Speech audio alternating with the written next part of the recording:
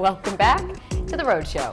This morning in the Buzz, How much does your smartphone really know about me and you and you and you and you?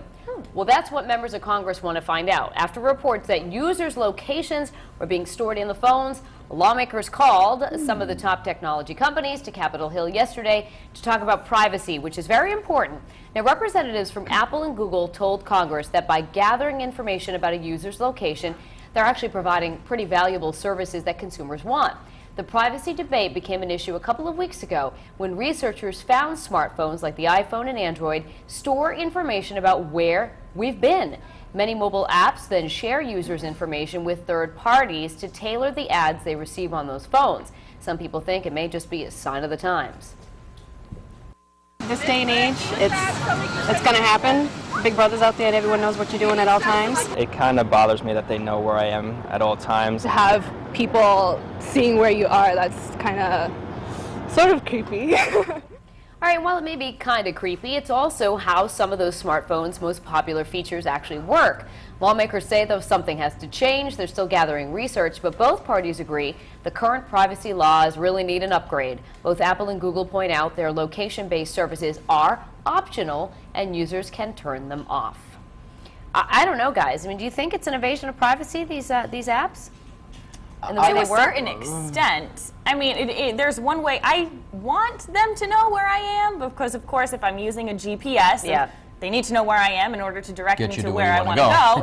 Right. And, you know, there's always, like, if you're lost or, God forbid, something happens, you can track people using this, you know, the chip in your phone and all that. So I, of course, think, you know, even when you're Googling something, I know if I'm in Boston, let's say, and I start to type something, it's going to give me the list of things that are closer to that area. Like, maybe you mean this because I know you're in this zip code, so... I just think it's the price you pay for that instant gratificating world that we now live in. Because if you want things quickly and you want answers to your problems, directions, you know, it's whatever, all right there. it's right there, and there's got to be a way to get it right there, and they got to know where you are. So I don't have a problem with it. What's private anymore? Anyway, I mean, and who is sitting? Think about how many people have a smartphone in this world now. Do you think there's somebody like at this motherboard watching, going, "Oh, Michaela Johnson is in Boston right now.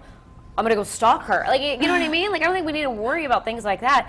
And those ads that are tailored, it's already happening on your regular laptop. You know what I mean? Like the websites that I normally search, all of a sudden I see, you know, ads for Ann Taylor. Sorry, I shop at Ann Taylor. Whatever, you know what I mean? Or something like that on the side of your screen. So it's happening at your home. What's the big deal about it happening on your smartphone too? I think the only thing that's private anymore is what goes on inside the four walls of your home, your apartment, your condominium, and all that. And sometimes that ain't even private. But you know, for the most part, well, if you have cameras everywhere. Well, some people do. You know, Skype, all that stuff. But you know, I mean, I've sort of given up on the fact that I'm worried about, like, you know, what's that stuff, fraud, and you know, when someone gets your credit card or Social Security, all that. Right.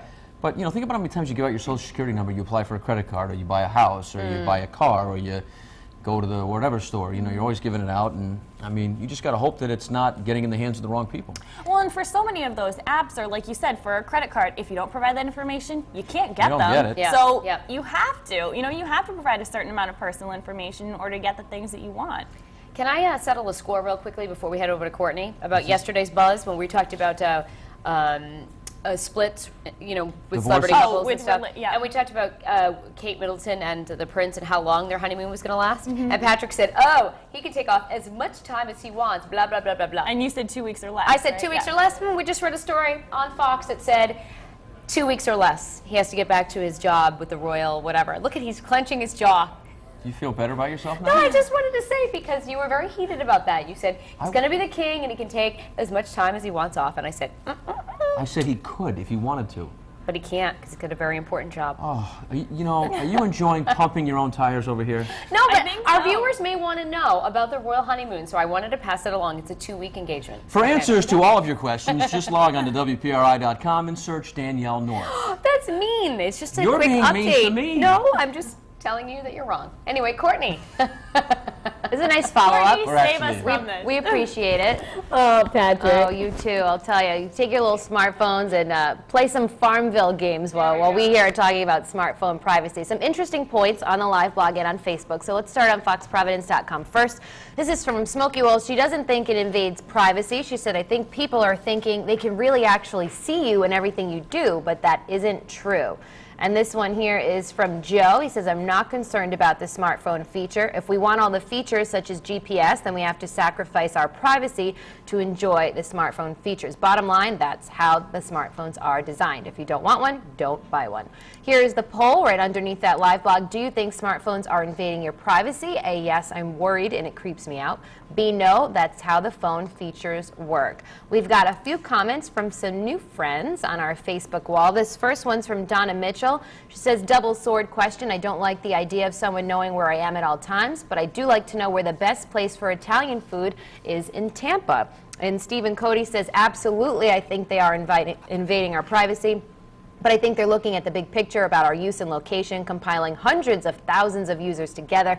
I don't think they're really interested if I'm at the drugstore or the beach. And Jordan Harris said, I wasn't forced to purchase my iPhone, and I knew full well it had those features when I went to buy it. He said, in fact, those GPS features were a selling point. So it seems not too many people are worried, but our poll always reveals something different at the end of the show. So we'll see what you guys all say then. But for